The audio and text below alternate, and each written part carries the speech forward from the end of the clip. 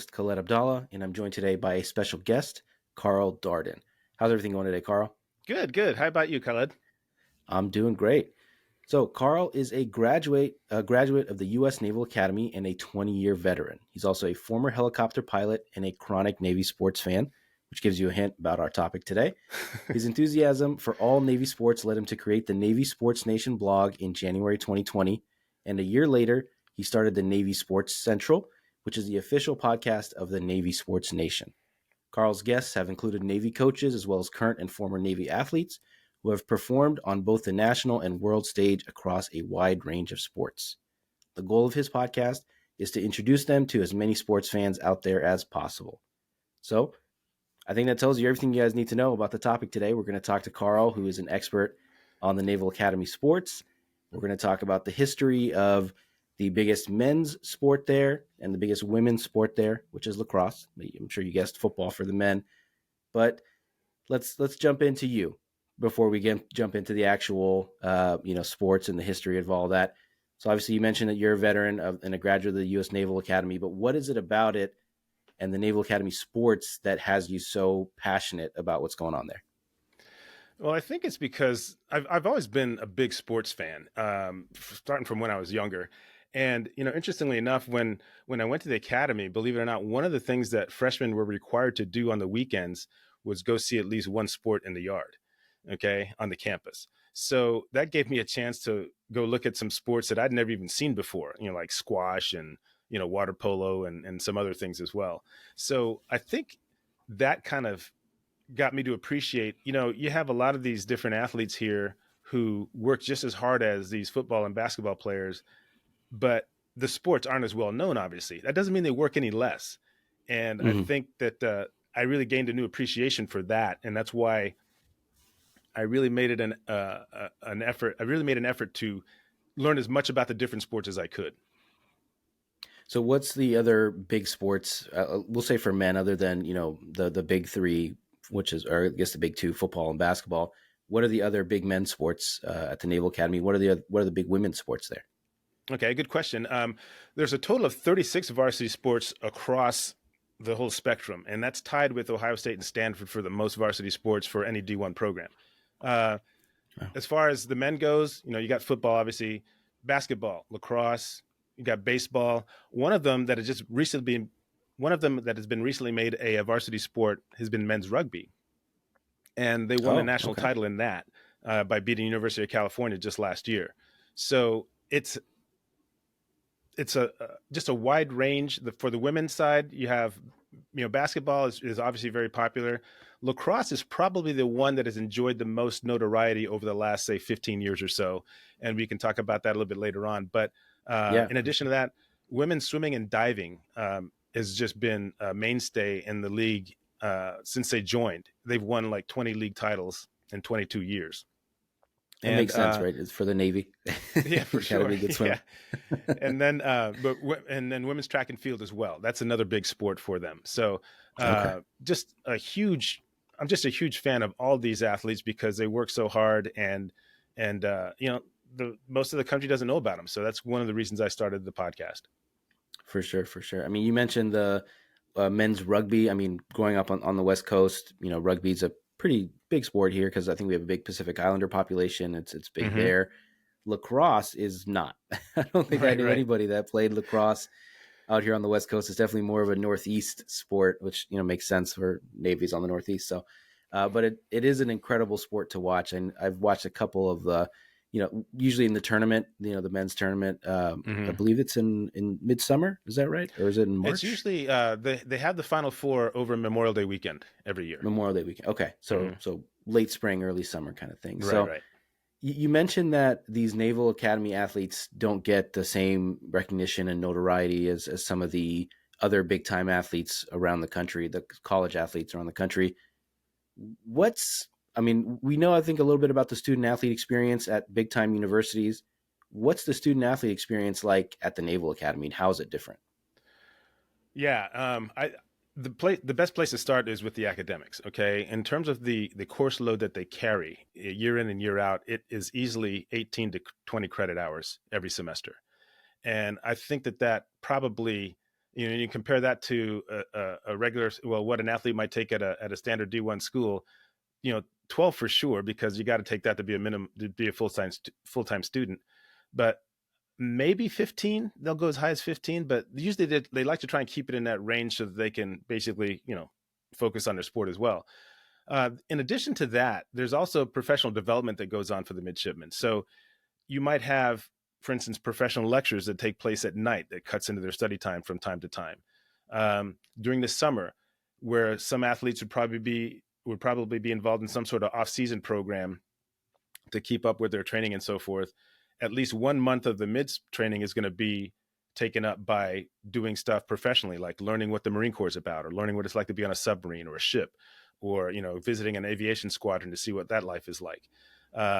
Learning how to pilot a ship. They work with classmates to take a boat from Annapolis either up to New York or down to Norfolk and back, and under the supervision of a Navy lieutenant, obviously, but they do all the work themselves. So a lot of different challenges that kind of come into play there that really, and if you ask a lot of the athletes this question, they they will tell you that the easiest thing that they do is to go to practice and play in their Yeah. games because of all the other stressors and stuff that they're subject to while they're at the academy. Yeah, the games and practice is probably an escape from the rest of it and the reality of what they've signed up for. So I want to talk about the men's football team because Hmm. I think that is the most famous symbol or thing associated with the Naval Academy. We all know about the Army Navy game and all that. So when did they start playing football? I'm assuming they're one of the first schools to do it, and why did they pick football versus perhaps another sport to really focus on? Right, right. So the first football game was played at Navy in 1879.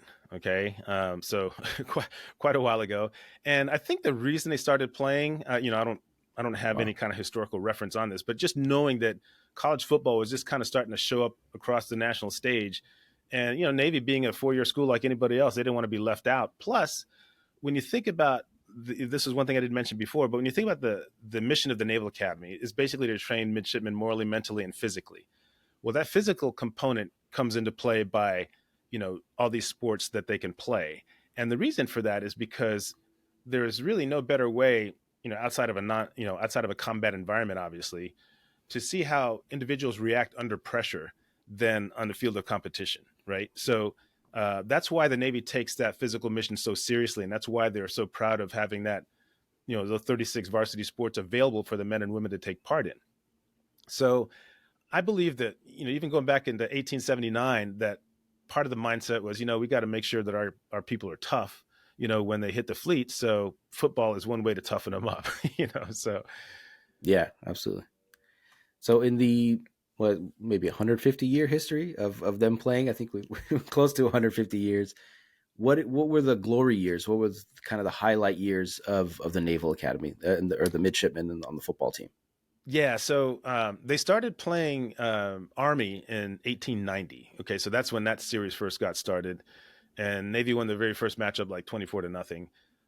But since then, there's been a lot of little ebbs and flows. If I had to pick out three time periods where Navy was particularly strong, was one was from 1950 to 1964, and that covered two coaches. The first guy was named Eddie Erdelatz, and he took over right about the time that Army was just a national powerhouse. I mean, they had Doc Blanchard and Glenn Davis, they back-to-back Heisman Trophy winners, and they were still strong going into the early 50s. Well, they'd just dusted Navy several times in a row throughout the 40s, and in Eddie Erdelatz's first year, Army was ranked second in the country, and they were ticked off because they weren't ranked first Wow. over Oklahoma. So when they asked Coach Erdelatz about this, he says, "Well, I'm pretty ticked off too. We're ranked 65th, and I think we should be ranked 64th." So that shows you the disparity in the teams. But Navy went out there and beat them 14-2, and basically took away Army's chances for a national championship that year.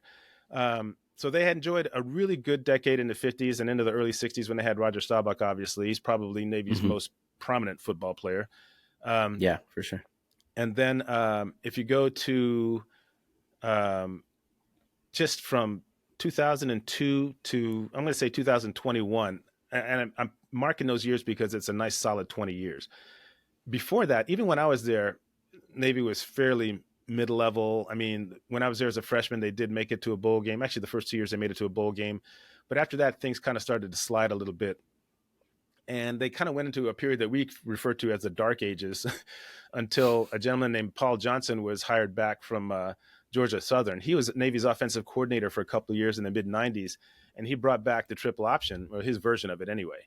And that is what basically set them on another level, because from then on, they ended up winning. I think if you go back and look, it's over 150 games they won. I think they basically won 60% of their games essentially, Hmm. and made it to several bowl games, won many of those. And the biggest thing for me anyway was they finally ended a 42 game losing streak to Notre Dame, which I Wow. just didn't think was ever going to end. But that happened in 2007.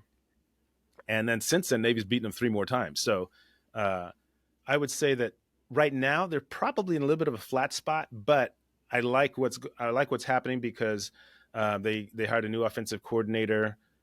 Things kind of went sideways in 2022. Navy's winning his coach, who's Ken Niumatalolo, who was hired right up the street from you at San Jose State. Yep. Um, Yep. he was let go in 2022, which I did not really agree with that decision at all, but it is what it is. And they did make the right decision in hiring his replacement, who was the defensive coordinator there at Navy. And last year was a little bit rough, but we've got a really good offensive coordinator coming in. So there's a lot of excitement and expectations for this year to get back on the right side of the margin in terms of, Hmm. winning season and competing for a Commander in Chief's trophy and maybe even getting to a bowl game. Yeah, a couple things I want to ask you about coming from that. But you mentioned Roger Staubach. I mean, he's clearly the most famous Navy alumnus from the football team. Hall of Fame quarterback. All that's a multi Super Bowl winning quarterback with the Yep. Dallas Cowboys. Is there anyone else that got even close to that level on the professional ranks coming out of Navy? Well, certainly when we look at offensive players, I would say the one that probably spent the most time in the professional ranks when you're talking about it like a ball carrier, somebody with the ball in his hands, was Napoleon McCallum. And he actually was drafted, and he ended up playing for about 5 or 6 years. And I think he finished up his career with the Raiders, as a matter of fact. And but yeah, Hmm. Yep. he was in Heisman in Heisman contention his senior year, and yeah, he played a few years with the Raiders. Ended up breaking his leg or something like that, and I kind of ended it for him. But another one, believe it or not, is still playing, and he's he plays one position where you hardly ever hear about. It's long snapper. Oh His wow. name's Okay. Joe Cardona. He plays for the Patriots, and he's been their starting long snapper for God probably 6 or 7 years, and he's won a couple of Super Bowls with them. So he's probably the most recent. Obviously, again, you're not ever going to hear. I would give $100 to anybody who can name a long snapper, even on their favorite team. So, but anyway, um, yeah. So Usually only those are learn the their two names if biggies. I they. think Staubach and McCallum certainly in Uh-huh. terms of making it to the pros, and of course Joe Cardona, who's a very specialized position, but he's very very good at it. Yeah. Yeah, I was gonna say you usually only learn their name if they've been there for 5, 10 years, which is the usual, or they just screw up. Then everybody knows their names Right. for the wrong reason. And I know Bill Belichick is, I believe his dad coached at Navy, He so sure he did. has Yeah. some strong ties and very very strong ties to the military and things like that. So one other thing you mentioned was that there was an offensive coordinator that brought back the triple option. Hmm. Personally, I didn't know it ever left. So I think for me, as a casual college sports fan, what I know about the Naval Academy and Army is that they still run a very traditional, triple option or wing T, just an old school type college football offense. Is there a reason they haven't tried to modernize, catch up with the spread offense and, the way college teams are throwing the ball 50, 60 times a game? What is it about these type of offenses that these service academies have stuck to for so long? That's a good question, and I think that when you look at, there was a stretch there in even well, when I was there, they didn't play option ball. It was just straight up, pro set and all that kind of stuff. George Welsh was the coach back then in the early '80s, and Navy did okay, but I think the reason why you saw them go back to the triple in 2002 is because physically they can't recruit the type of players that's required to run those spread offenses and just throw it out all over the all over the ball field. So they specifically look for you know athletes who they'll take them as big as they can get them, but they got to be quick, they got to be smart, and they have to understand how to, especially for your linemen, because as far as I'm concerned, in the triple option, the most important set of positions is the offensive line. And Yeah, if you can't, you know, understand leverage and angles and so forth, then your offense is not going to go anywhere. So I think that the reason that they use that offense is because it's not something that other teams are going to see every day, and they have to spend special time preparing for it. And I can point to countless true, examples true. of teams that were way superior on paper, and then when they played Navy, like in a bowl game or something like that, they just got destroyed. Missouri is one of them. Back in 2009, Navy just ran them right off the field, and Missouri was squawking about having to play Navy in a bowl game because they thought they deserved better, you know. And next thing you know, they lost like 35-10, and they went home with their tails between their legs. But I think that to your point, though, there are different versions of the option, and I think the challenge for the Navy coaching staff is always to figure out what innovations can we bring to the table that will even surprise teams now. I think that uh, you look at some of these spread offenses and so forth, and they're not, some of those spread plays, like for instance, the bubble screens and so forth, that's not that much different than a slot back pitch, right? I mean, Hmm. you're basically Yeah, doing the same, same thing. You're getting somebody functionally out the in same space thing. on the Yeah. perimeter, right, with blockers in front of them. So there's a lot of similarities. I think we just call it different things. But to your point, it is primarily a running offense. And I think that the goal for this incoming offensive coordinator now is to look to at least get the ball in the air, 12 to 15 times with a solid, efficiency of 10 to 12 completions, that sort of thing. The plays are designed to keep the drives going. And if they can keep on that schedule and keep defenses honest enough, that will complement the running game. And because Navy does have some good athletes, and we're really excited about the young quarterbacks that we have coming in this year. So that was kind of a long-winded answer, but the reason they play with that offense is because D1 schools aren't used to seeing it, Hmm. and it gives them the best chance of winning based on the athletes that they can recruit. Yeah, I mean, personally, I love it. I'm a old school football guy. 3 yards in a cloud of dust. That's what I grew up watching. That's what the way the NFL and college football is now, when teams are running goal line out of shotgun and short yardage out of shot, just makes me cringe a little bit. So Right. I definitely appreciate that style of ball. Uh, another thing I wanted to ask you about was, I know Navy for the vet independent team. They haven't been part of a conference, but recently, I want to say, was it 5, 6 years ago, they joined the was it the All American Conference or the Yeah. American The Athletic American Conference? Conference. Uh-huh. How has that changed things for for Navy? Has it been a net positive, or just kind of is what it is? I think you gotta really take a step back and look. I think overall has been a net positive. Their first year in the league was 2015. Okay, and their first 2 years they just were just so tough to beat because we had a really good quarterback. And again, I can talk about him more in a minute. But um, the first year Please do. they were in the running for a conference title. They just missed out. The next year they made it to the conference championship game, and unfortunately they lost that one because the quarterback suffered a broken leg about halfway through, and that kind of took him out of any possibility of winning. But since then, it's been fairly midland. I would say they've had solid winning seasons. The last couple of years have been a little bit down, but it's not because the league is catching up with them or anything like that. It's just because the pandemic really kind of messed us up, and they're still trying to figure out. Uh, there's also scheduling limitations as well, because as an independent, you had a little bit more freedom to schedule. And although we did schedule a lot of teams that wound up playing in the American, we still had at least one game to play with where you could go out there and schedule another D1 opponent. Okay, with the conference, you're committed to basically what, like 8 games or something like that Yeah, yeah. in house, right? And then we got Army and Air Force are always on the schedule, and so is Notre Dame. So that's 11 games right there. That leaves you one game to play with, and it's usually going to schedule either a D1 team or maybe a strong D2 opponent like that. Somebody like, Delaware is a pretty strong team. Marshall, well, not Marshall. Marshall is D1, but Hmm. um, just yeah, and some of the other D1 teams that they scheduled that were non-conference were Marshall a couple of years ago.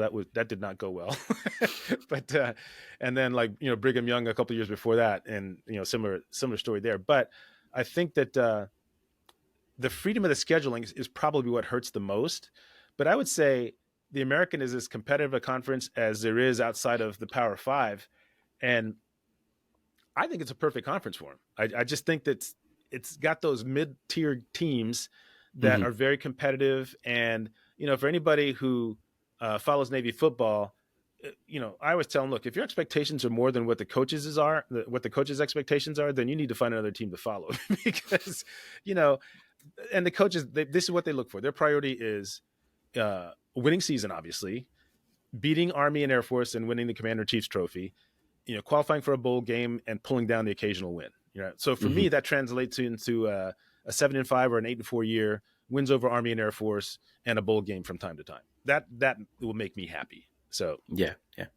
And then speaking of beating Army, I want to talk about that the history of that game. If you can tell us a little bit about, I mean, I think it's a natural rivalry, right? mhm. If there is ever going to be a natural rivalry, but when did that start? When did it become this kind of showcase event? Because I know these days, um, apologize if I don't, if I get this wrong, but I know recently it's the only college football game on that weekend. It's after the regular season is over, before bowl season.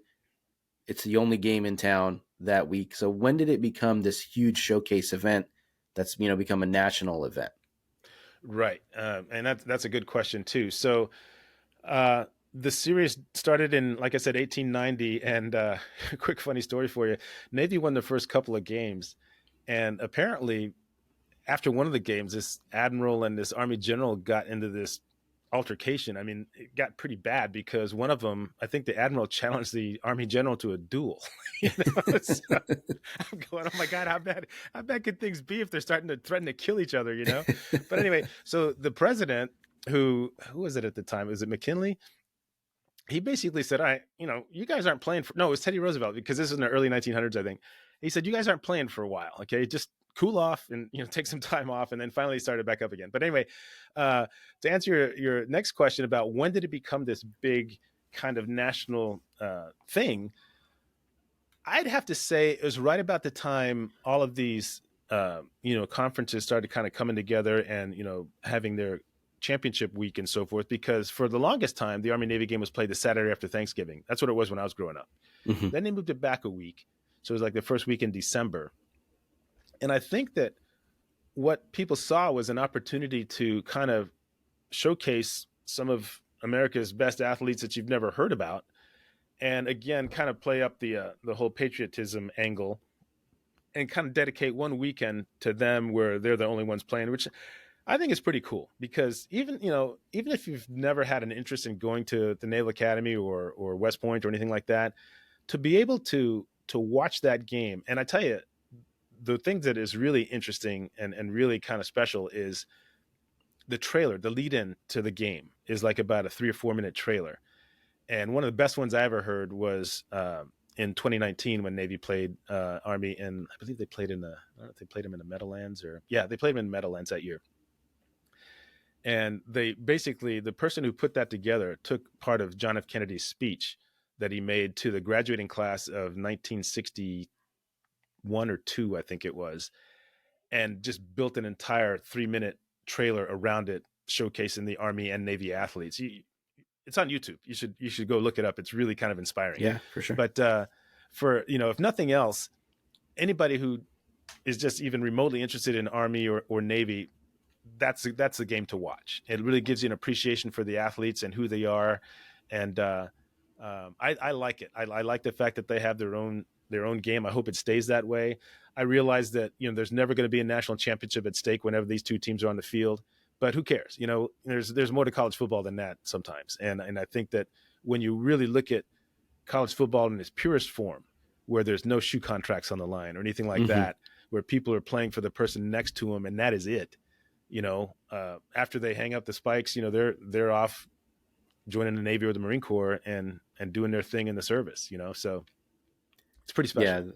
the rivalry. I mean, as a football junkie, as a sports wannabe amateur historian, the pageantry around it is really cool. The uh, not stakes because, like you said, there's no national championship at stake or anything like that. But it's I love rivalry games, and we have a ton of them in college football. The Egg Bowl, the Iron Bowl, all these, and it feels like this one, of course, as the natural rivalry between the two service academies, and it's just it seems so important that you could be 0 and 10 or 0 and 11, whatever it is. But if you win that game, then you can say, all right, well, we had a successful season because at least we beat Army or at least we beat Navy, that Yeah. sort of thing. And I do really like that it is on its own. It's a lot of fun to watch again for the history of it, the pageantry of it.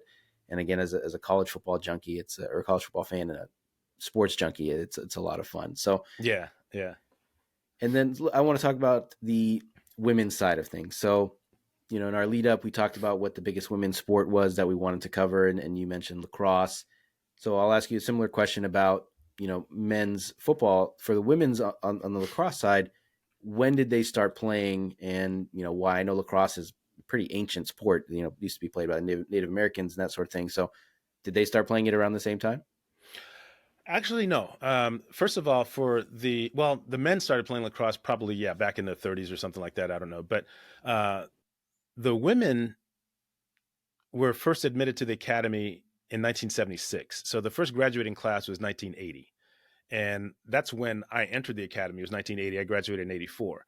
So my classmates, the sisters who I went to the academy with, they were what you would call probably the pioneers when it comes to women's athletics at Navy. Most of the ones that I knew were either basketball players or they ran on the track team.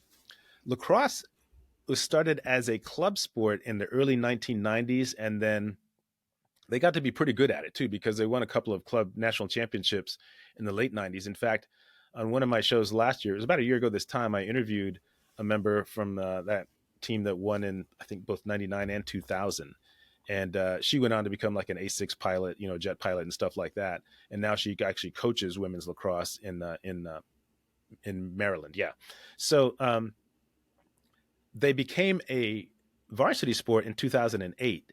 And here's what I liked about Hmm. that whole process. Okay, normally, you got an athletic director who decides, okay, let's go ahead and see if we can uh, elevate the women's lacrosse to varsity status, and let me just go out there and find a head coach. Somebody who is looking to cut their teeth and just get a start in head coaching and stuff like that. No, our our AD went straight to Landover, Maryland. I'm sorry, we went straight to College Park, Maryland, and hired Cindy Timshall, who was the coach at the university there.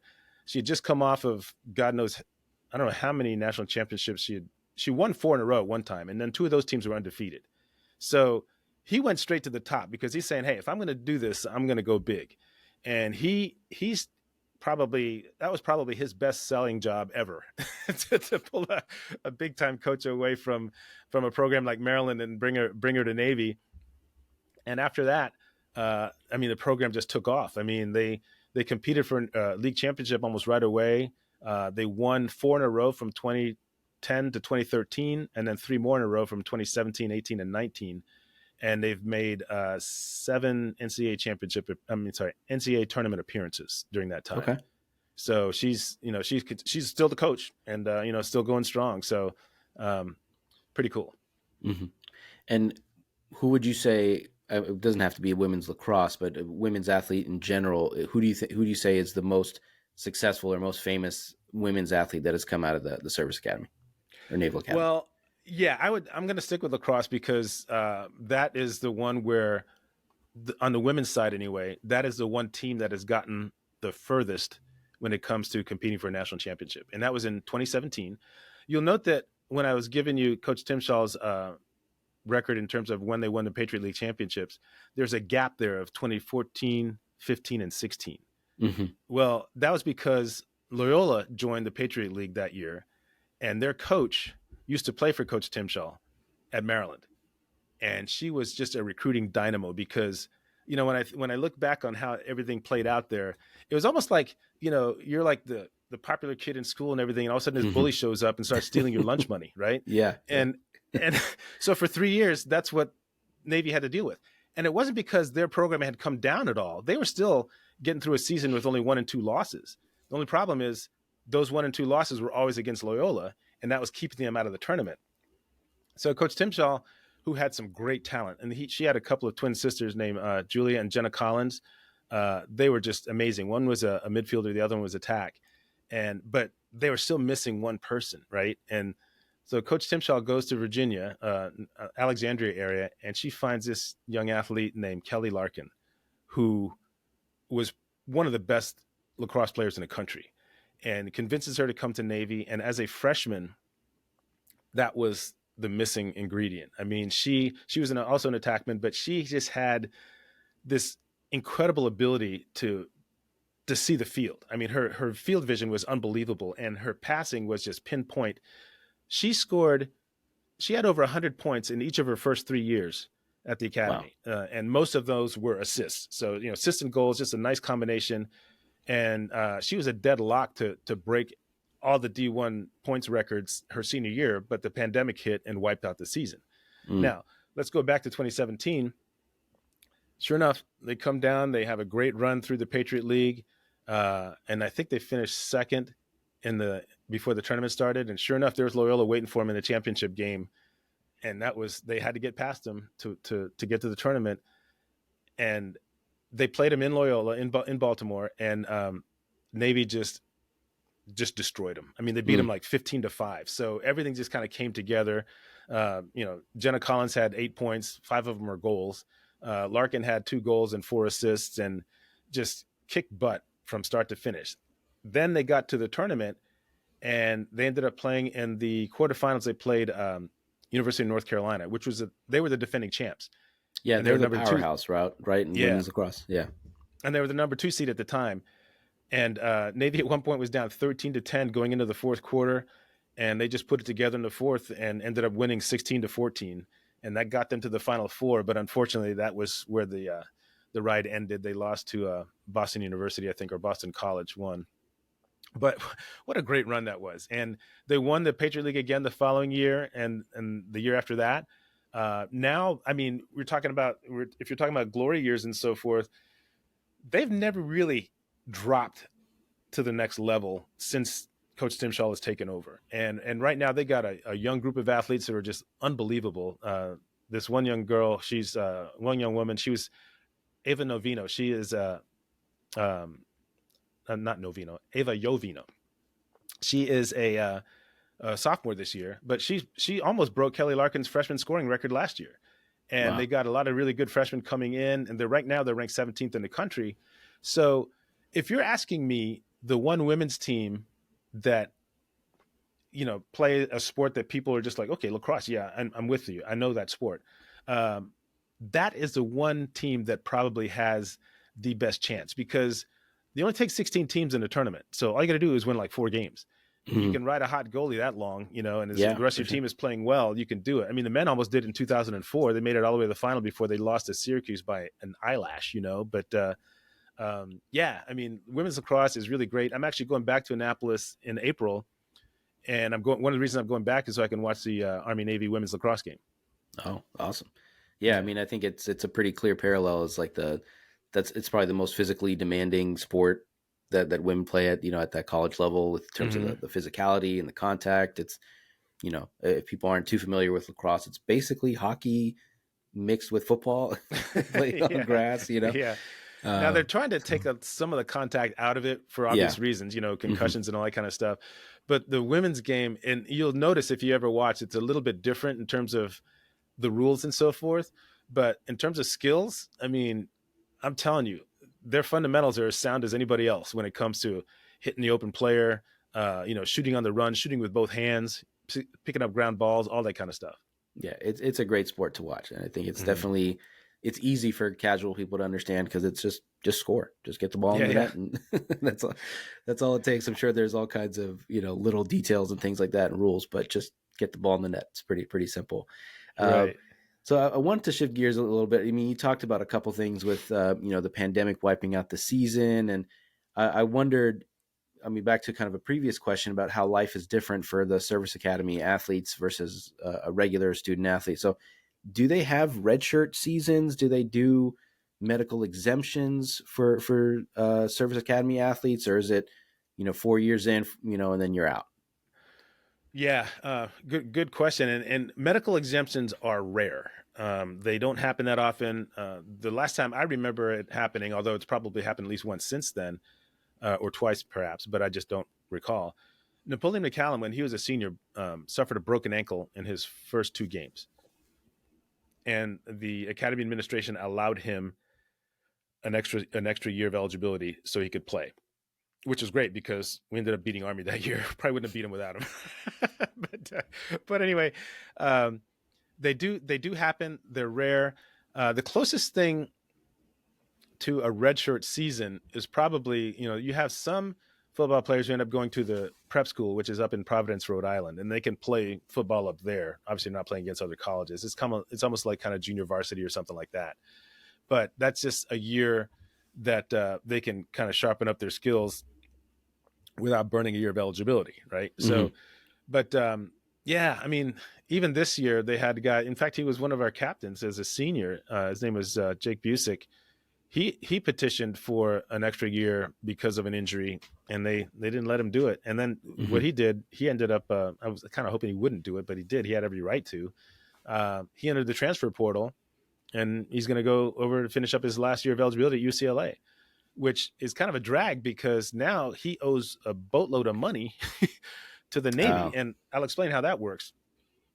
If you go yeah, to the Naval please do. Academy, um, if you go there and you decide before you start your third year, before you start your junior year, if you decide that you don't want to go anymore, you can leave the academy with no strings attached and go on your merry way and do whatever you want to do. Okay. But as soon as you come back and start your junior year, then you are basically committed to a 5-year service commitment following graduation. We call it 2 for 7. And that's what Busick was subject to. Now, the fact is, when you think about the compensation that is probably owed to the Navy for 2 years, we'll call it 2 years of education, you're talking at least, close to $200,000, I would say, just for 2 years. And it's probably more than that. It's probably a fairly conservative guess. Mm-hmm. So somehow, some way, they've got to come to some sort of agreement on how that money gets paid back. Now, who knows? Maybe with any kind of NIL stuff, UCLA figures out a way to make that happen, and take the burden off the family. But that's what he's looking at, and which is kind of a drag. And I think that really pained him to make that decision. But the bottom line was, I guess he really, really wanted to play football, and uh, I was hoping that the academy would be a little bit more flexible, because the fact is, he wasn't even scheduled to start his school at the Marine Corps down at Quantico until the spring of 2025. So he, He would have, yeah, but yeah, he would have just he been would have been idle, done with kind the of. season Yeah. and been ready to go, and that would have been it. But it just didn't happen that way, unfortunately. And the sad thing is, West Point and Air Force, they they kind of figure out ways to extend their athletes as much as they possibly can. Um, Navy, not so much. And I'm saying that probably 80 to 90% of the time, it doesn't really matter. But every so often, you might have the one player who, man, I wish you could hang on to that guy for one more Hmm. year. You know what I mean? So Yeah, that's and, just and the you way it mentioned goes. the 2 for 7 thing and the commitment after graduation. One thing that comes to mind is there's been some high profile ish players that have applied for like a waivers. Is it Hmm. a when they if they're entering the NFL draft or the NBA draft or something like that? I don't. It doesn't seem like it's that common for that waiver to be granted. Am I right in saying that? You're correct. It's not something that happens often. I think there was a time there where there were some arrangements that could be made between the Navy and whatever team has an interest in that player, where they might be able to work something out. I mean, you can go all the way back to, like I said, Napoleon McCallum, but also there's another guy named Eddie Myers who played running back, and he was able to work something out where he would play with the Falcons, and then do his time as a Marine, like in some sort of reserve capacity or whatever. A lot of that depends on who's in charge, whether you're talking Mm, about the academy administration or, whoever the secretary of the Navy is. Okay. That is really going to determine largely how those waivers get uh, approved or disapproved. The last person of note that got cleared to at least give the NFL a shot was Malcolm Perry, who was yeah, I was Navy's going to ask about quarterback him. that last Yeah. year. He ended up getting drafted by Miami and played pretty well for him too, and ended up finishing up his last game with them with a touchdown reception from Tua. But he got hurt the next year, was released, hooked on with New Orleans, hooked on with New England, but never really was able to, crack that, get off the practice squad. And then he said, well, I've had my chance, and now he's in the Marines and doing his thing. So Hmm. Okay. Yeah, I figured it wasn't that common. From what I've understood, it's like exceptional circumstances or an exceptional player that's going to get yeah. definitely drafted and have a career, and then they can figure out some other way to serve, whether it's in a.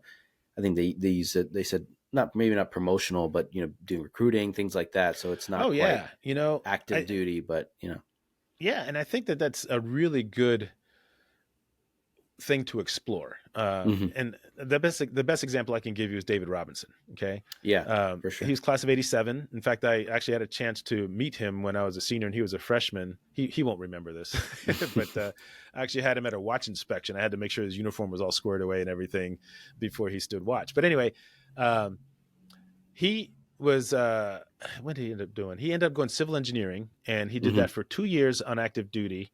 And then he did the balance of his time as a reservist with the agreement that he would do what he could to promote the Navy and so forth when he was in San Antonio. And he just did a fabulous job. I mean, if you're talking about a blueprint for just figuring out how Navy athletes can work together with their professional teams to promote the service and really bring more exposure to the school, it's him. He just did a fabulous job, and what are we talking here? Two-time NBA champ, defensive player of the year, MVP, Olympic gold medalist, dream teamer. Yeah. You can't ask for a better spokesperson, than So just be an all time than great. That's all you got to do. exactly. Yeah, there you go. So you mentioned the transfer portal, and I think probably wrap up here, but um, you mentioned the transfer portal, and I saw earlier this week with the release of the new NCAA football game that service academy athletes were not allowed to get the stipend that they were offering. They were offering like a $600-700 stipend if you agreed to license your likeness for the game, and the Naval Academy athletes were not allowed to do that. So I think it just brings up a general question of how do the service academies stay competitive in this era of basically the Wild West when it comes to college football, with conference realignment, with the transfer portal, with NIL? Have they changed their approach, or is it we're just going to keep doing our thing and stay competitive that way? I think there might be some tweaking that needs to be done, but I will say that the best path is to stick to your core foundations, your core values when it comes to looking for the athletes that we look for. Okay. First of all, the whole NIL thing, you know, West Point, Navy, Air Force athletes, they're all government employees. So they already get paid some amount of money. And they can't accept a secondary income under those circumstances. Um, when it comes to the type of athlete and, whether or not, because, I think, I think fans are more wringing their hands over the whole college transfer portal and NIL more than the coaching staffs of the respective teams are. Because when you look at the type of athlete Navy is looking for, first of all, they're not looking for athletes who want to be pro football players or pro basketball players or anything like that. They're looking for athletes who want to serve their country, but they still want to play Division I sports. Yeah, that's a And great point. Yeah. with that in mind, they have a really good value proposition. Okay, come to Navy, we will guarantee you an elite education. You'll have a chance to play Division I sports at the highest competitive level, and we guarantee you a job when you graduate. That's pretty powerful. Okay. So when you are able to, make that pitch to a solid 3-star athlete in any sport, pick it, it doesn't matter. And you know that there's potential to develop them perhaps to a 4-star athlete while they're there. Because here's where I think a lot is missed now in college sports. There is very little room for development for athletes, right? I mean, you're pulling in. I mean, go look at seeing what's going on right now. I mean, you're looking at all these different teams.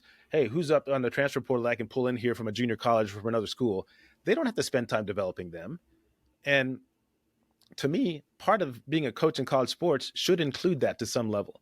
Well, at Navy, you get, or Army or Air Force, you get a chance to do that all the time. Hmm. And I think that with that in mind, you can recruit athletes that can get to the level to the point where, hey, we may not beat these guys all the time, but we can hold our own. And all I got to do is point back to 2016 when Navy rolled into. They came off of just a really disappointing loss against Air Force, and guess what? Number 6 Houston was coming to town the very next day or Wow. the very next week, and somehow Navy pulled it together and beat them. So you've got a bunch of college kids, 3-star recruits that beat the number 6 ranked team in the country, coming off of a devastating loss. So, I mean, I think it's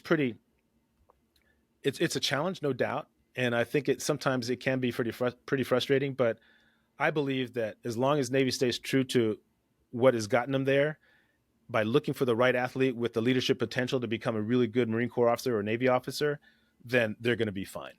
Yeah, that makes total sense. Yeah, I mean, it's definitely, like you said, the type of athletes that they are recruiting is not really going to change because kids are not looking to become professional athletes if they're going to Navy, or they're not looking to make that social media money or endorsement money. So it's just a different type of guy or different type of woman. So it makes sense for that.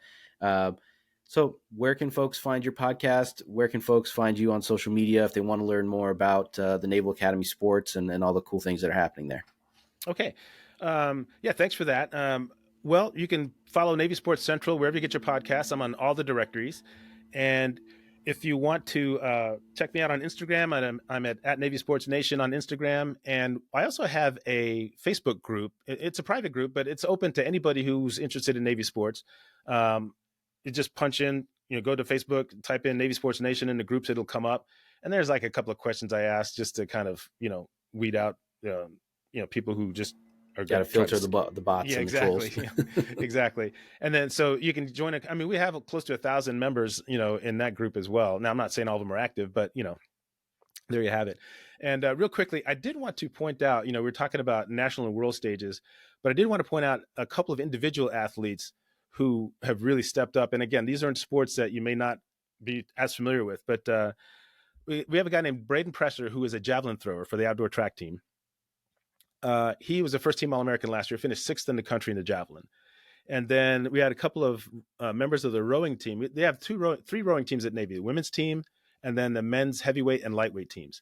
Well, these 2 lightweight rowers, which means you're under 170 pounds, they qualified for the under 23 world championships that took Wow, place in incredible. Europe in the pairs, in lightweight pairs, and they won that. So they are a couple of world champions. And then also their names were Mason Banks and Jackson Fuller. And then Lauren Day was the woman who competed in the women's eights rowing over there under 23, and they won that world championship. So you got some pretty stellar players. Jackson Bonnets is a defenseman who was a member of the under 23 lacrosse team for USA Lacrosse, and they won the world championship in 2022. Wow. So the athletes are there, and if you really want to get an appreciation of what they're all about, come drop in and listen to a podcast and come say hello.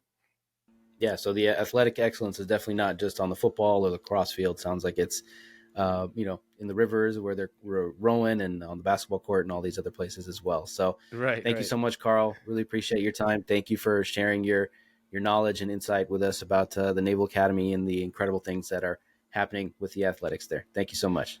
Thanks, Colette. I really appreciate it, and I really enjoyed our conversation. Believe me.